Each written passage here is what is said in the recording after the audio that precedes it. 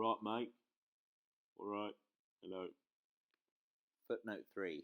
Business as usual. This chapter is about Bunty as a youth. She works for Mr. and Mrs. Simon, two people in a fashion shop, one from Hungary, and it's sad because of the deaths of their sons, they eventually commit suicide. Her husband Edmund from Canada visits, and her doomed love affair with Buck is described. Buck from Kansas, who blew his foot off. She then marries George in low spirits because of this. Characterization. The Second World War for Bunty was not so much a matter of getting a husband as a personality.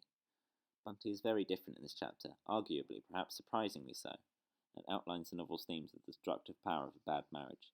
After she marries George, Bunty becomes as cold and snobbish as a mother, but here is plucky and far more optimistic about things. For example, the Second World War.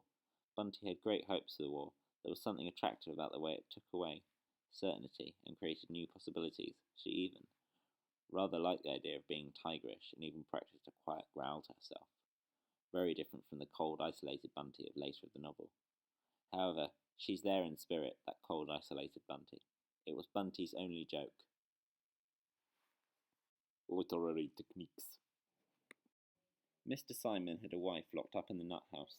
This is a reference to Mr. Rochester from Jane Eyre, who creates much romantic tension between him and his lover Jane by having his insane wife in the attic. Bunty tries the personalities of various actresses, such as Diana Durbin. There's another mention of The Wizard of Oz, as Bunty guesses the Yellow Brick Road to Sandy Havis's Finger Playing, as well as many other random songs.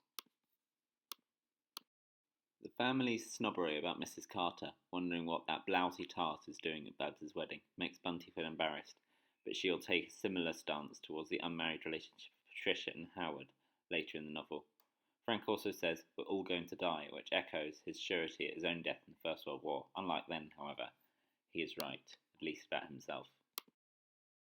Usually, bathos is consigned to the Ruby chapters, but here Atkinson describes Sandy's death in a humorous way, saying, "What do you think of when you were drowning?" Nothing in Sandy's case, because he was hit on the head with a crate of Spam as he fell into the water. Babs made attempts to emulate them, the cherub curls, with perming lotions and peroxide. Ironically, this does not give her the hair itself, the cherub curls, but its side effect of dying early, as she dies of breast cancer later on in the book. The nice little Irish nurse at Betty's bar also turns out to be George's lover, Doreen, later in the novel. Mr. Simon was foreign with a start, Hungarian even, although when the war broke out he became very vocal about his British nationality. In the Second World War, Hungary was allied with the Nazis, so it was likely Mr. Simon was worried about being mistaken for a Nazi because of his Hungarian identity, although he was also called a Jew boy by Clifford, so it was also likely he was on the run from the Nazis. Mr. Simon and Mrs. Carter are lovers, which in these times is disapproved of, because marriage. With Frank saying of Mrs. Carter's role, manageress, "Never heard it called that before." Reported speech created distance between the reader and Frank, unlike in the previous footnote, where Frank was nice. Themes. Mrs. Carter is a mother hen to Bunty, which Bunty lacks in her actual mother, so this creates a special connection between the two of them. This will be echoed by Ruby and Auntie Doreen, as Ruby finds Bunty herself an inadequate mother figure, and Auntie Doreen is as good as replacement as Mrs. Carter is for Bunty, although not for as long. Nell wasn't a great one for compliments. She didn't like people getting above themselves. Bunty vowed that she would never ever have children. Sometimes at work, Bunty imagined she had them in her sights. Bang, bang! This is the other side of the theme, lack of maternal figure, and considers Bunty's dissatisfaction with motherhood and the role of being a mother. We discover here that Bunty has always disliked children. It was not something that happened to her after marriage, which arguably makes her situation with George more tragic. Society has forced her to become a mother. The moment is also proleptic irony, as Bunty will clearly eventually have children. Otherwise, what would be the point of the novel? Like Frank before him, Sandy was convinced his chance of survival was slim.